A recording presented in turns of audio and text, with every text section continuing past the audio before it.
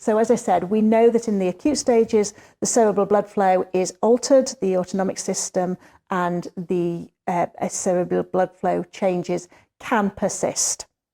And they're one of the things that can give rise to longer term symptoms.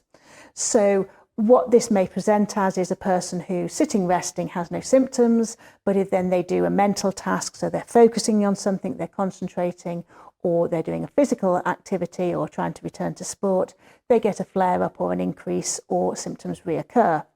So what we know is that when you're asking for sort of a change in blood flow to the brain, it's not happening to meet the demand.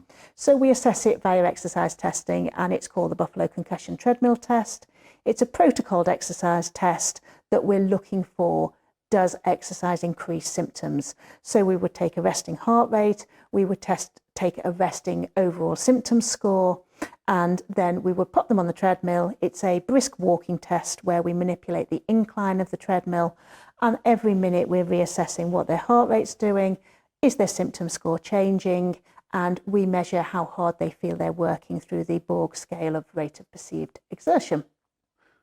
I'm not familiar with the Borg scale of rate of perceived exertion, but I imagine it's a standard tool in these things. Yes. I do know about heart rates, and I'm curious as to what you would expect to see, because if you make someone work harder, their heart rate will change. How would you say this is not a normal change in heart rate? What would be the indicator? So we're less concerned about what's happening with their heart rate. What we want to know is what heart rate does their symptoms increase beyond a small increase. So we have a threshold of a 3-point increase in symptoms, and what we want to know is what heart rate does that 3-point increase in symptoms occur at, because then what we want to prescribe is a sub-symptom threshold aerobic exercise program. So what we would then do is we know when the symptoms start to peak, we look at the heart rate, we take a percentage of that heart rate and say, go and train at this heart rate for 30 minutes, 5 times a week, come back, repeat the test until they can pass the test. Right. Okay.